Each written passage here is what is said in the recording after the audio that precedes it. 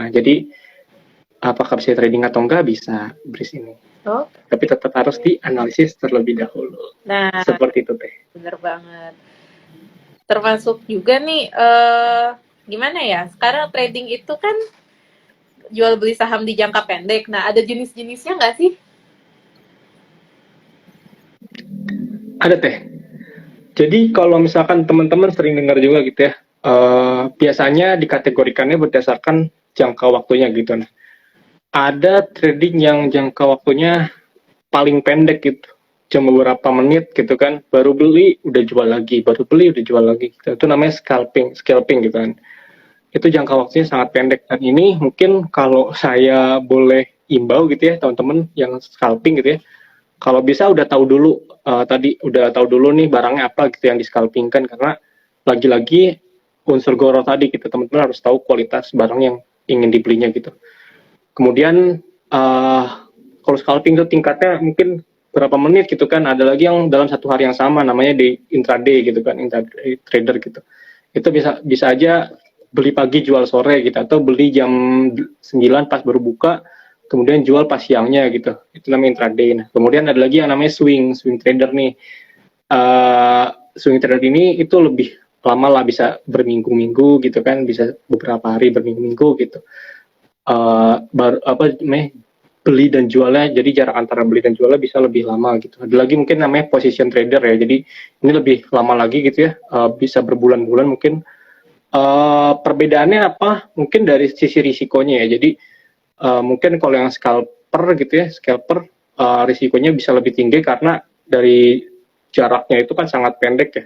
Waktu buat melihatnya itu kan juga sangat sedikit gitu ya buat kita keputusan beli atau jualan. Nah, yang semakin lama risikonya semakin rendah juga gitu, karena kita punya banyak waktu buat analisis dan juga buat keputusan jualnya gitu. Jadi itu teh jenis-jenis trading saham syariah. Wah, banyak banget ya berarti sebenarnya jenis-jenis trading ini.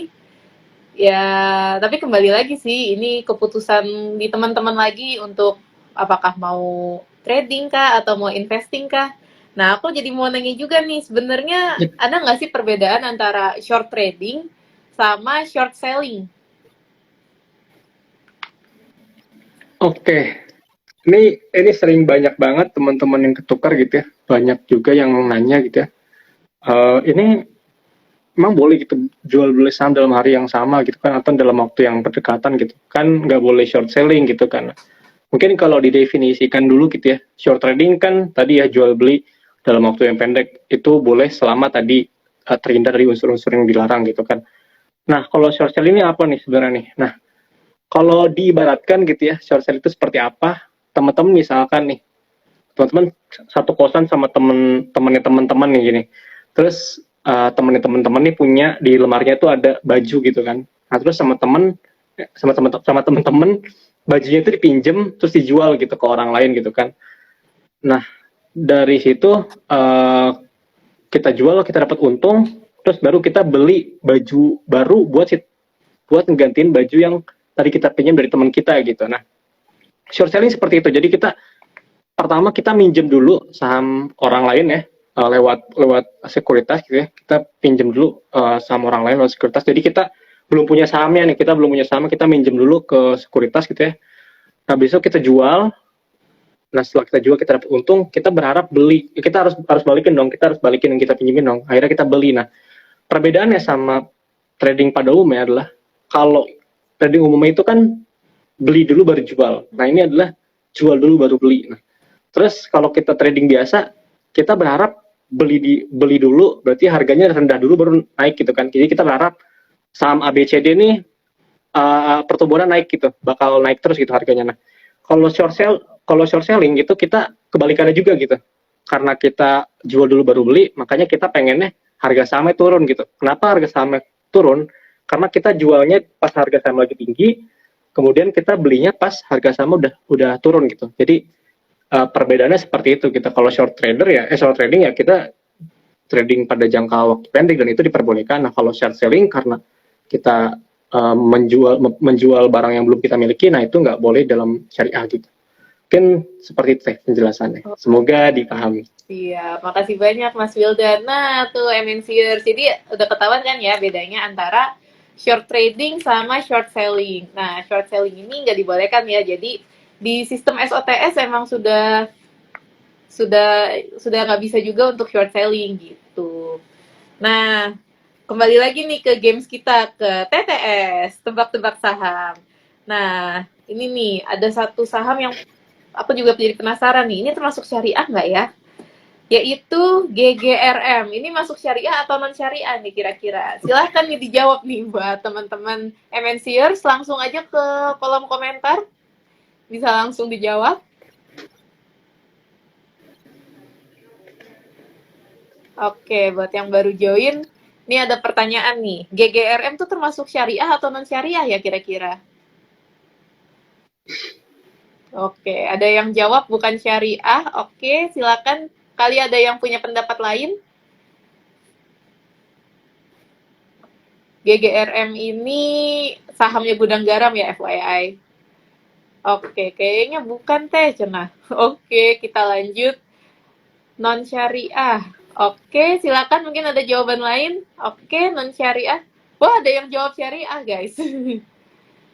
Oke.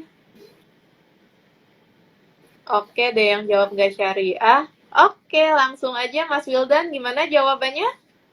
1, Ya, 2, 3. Oke, betul. GGRM alias Gudang Garam masuknya non syariah ya teman-teman. Nah, kenapa tuh? Kenapa Gudang Garam masuknya nggak syariah? Oke, kasih teh pertanyaannya. Nah, ini agak agak kontroversial, cuma saya bantu jawab. Aku bantu jawab dari DSN MUI aja ya sebagai otoritas atau pihak yang mengeluarkan fatwa gitu ya. Kenapa GGRM nggak masuk saham syariah gitu? Nah, kalau kita lihat kan memang ini bukan perusahaan syariah ya, berarti harus di screening terlebih dahulu gitu kan. Nah, kita kembali lagi ke alur screeningnya tadi. Tadi kegiatan usahanya apakah sesuai syariah atau enggak? Nah, ternyata menurut DSN MUI kegiatan produksi rokok itu tidak diperbolehkan, bukan tidak diperbolehkan, mungkin tidak sesuai dengan prinsip syariah. Pertimbangannya apa? Karena mengandung mudarat gitu. Jadi DSN MUI di sini menetapkan perusahaan rokok itu tidak sesuai syariah karena prinsip kehati-hatian juga gitu. Karena memang ada beberapa ulama yang menganggap rokok ini mengandung mudarat gitu. Jadi tidak diperbolehkan dalam prinsip syariah. Nah, untuk mengambil tengah-tengahnya, akhirnya DSN MUI berhati-hati dalam keputusan ini akhirnya dengan menganggap bahwa ya perusahaan rokok ini tidak sesuai dengan prinsip syariah. Gitu. Jadi kenapa tidak masuk ke dalam saham syariah? Karena tadi kegiatan usahanya menurut DSN MUI tidak sesuai dengan prinsip syariah atau mengandung mudarat. Mungkin seperti itu penjelasan singkatnya. Oke, terima kasih Mas Wildan. Nah, ini buat teman-teman sobat perokok, jadi Gudang Garam itu termasuk saham yang non syariah ya, teman-teman. Gitu. Nah, lanjut nih ke emiten yang lain. Nah, emiten yang baru, nggak baru juga sih, dibilang baru IPO juga. Oke, saham Goto tuh masuknya syariah atau non syariah ya, teman-teman? Silakan dijawab di kolom komentar. Ini anggap aja ini kita kayak lagi screening SOTS ini.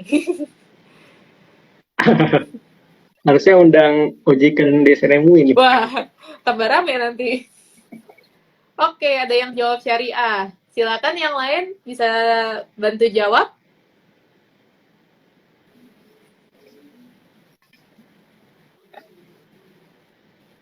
Oke, ada yang jawab syariah. Oke lah.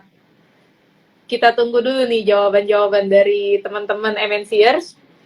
Wah, pada jawab syariah ya ternyata. Oke, ada yang jawab nggak syariah. Oke, gimana Mas Wildan? Sudah bisa kita jawab? Boleh, Pak? Oke, kita lanjut aja. 1, 2, 3. Goto itu termasuk saham syariah ya, teman-teman. Ada yang bilang syariah karena ojek. Oke, bisa dijawab dulu Mas Wildan, kenapa Goto termasuk ke non syariah? Oke, Mbak. Kita balik lagi ke alurnya tadi ya. Jadi kenapa Goto nggak masuk saham syariah? Nah, dari namanya dan dari perusahaannya, Goto ini kan bukan merupakan perusahaan syariah ya. Jadi memang nggak ada embel-embel syariahnya dan juga nggak diawasi oleh Dewan Pengawas Syariah gitu kan. Jadi mungkin masuk ke dalam screening otoritas jasa keuangan. Nah, pertanyaannya adalah pertama, kegiatan usahanya apakah sesuai dengan prinsip syariah?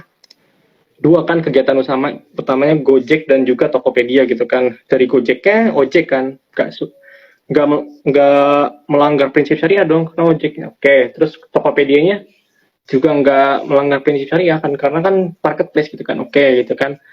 Terus kedua masuk ke utangnya nih, utang berbasis ribanya apakah tinggi gitu kan, apakah di bawah 45%? Ternyata masih di bawah 45% gitu teman-teman. Jadi dari screening pertama dan screening kedua itu masih sesuai dengan prinsip syariah. Nah, namun memang di screening ketiga dari pendapatan non halalnya itu tidak sesuai dengan prinsip syariah.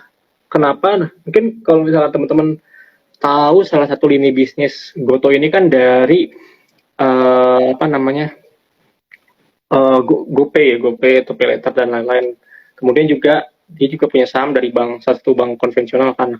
Dari situlah bisa muncul pendapatan-pendapatan non halal atau mungkin bisa juga dari simpanan yang Goto simpan di bank konvensional dan dia dapat bunga dari sana gitu. Jadi mungkin teman-teman bisa cek juga gitu di laporan keuangannya seperti apa, di CALK-nya bisa dilihat gitu ya pos-posnya berapa persen pendapatan dari sisi keuangannya, berapa persen pendapatan dari bunganya gitu. Jadi kalau kita lihat dari kegiatan usaha dan utang berbasis bunganya masih aman, tapi dari pendapatan non halal yang tidak sesuai dengan prinsip syariah. Mungkin seperti itu teman-teman. Oke, terima kasih Mas Wildan. Jadi sudah terjawab ya teman-teman MNCers. Jadi Goto itu termasuk non syariah ya, karena ternyata masih ada pendapatan non halalnya nih dari GoPay Later itu sendiri.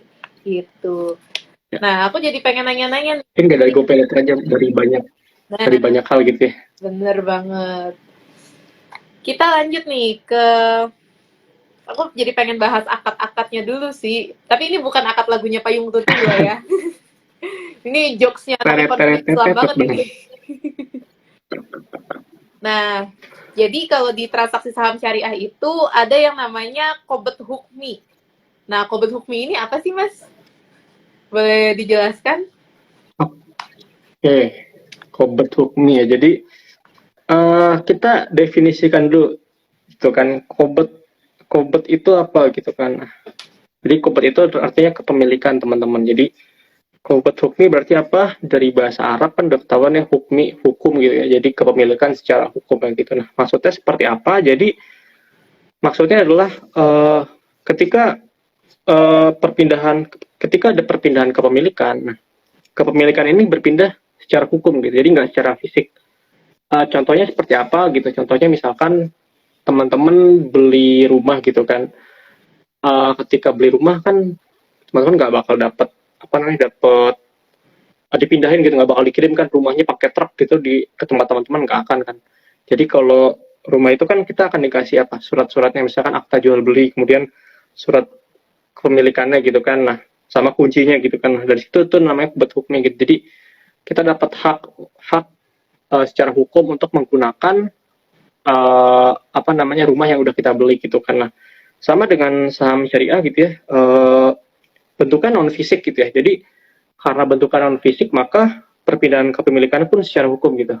Jadi karena nggak ada fisiknya gitu ya, jadi perpindahan kepemilikannya secara hukum. Nah, makanya ketika teman-teman ada yang nanya gitu kan, ini settlementnya T+2 gitu, penyelesaian transaksinya di bursa, tapi kok udah bisa dijual dan diperbolehkan gitu dalam syariah, dijual lagi gitu, meskipun transaksinya belum selesai gitu. Nah, ini ada yang namanya qobet hukmi teman-teman. Jadi secara kepemilikan sudah berpindah dulu secara hukum ketika transaksi jual dan beli itu match. Jadi ketika teman-teman ngebid sama ada orang yang offer gitu kan, jual atau beli dan harganya match, di aplikasi trading motion trade teman-teman bacanya match gitu transaksinya. Nah, itu tuh kepemilikannya sudah berpindah dari penjual ke pembeli gitu.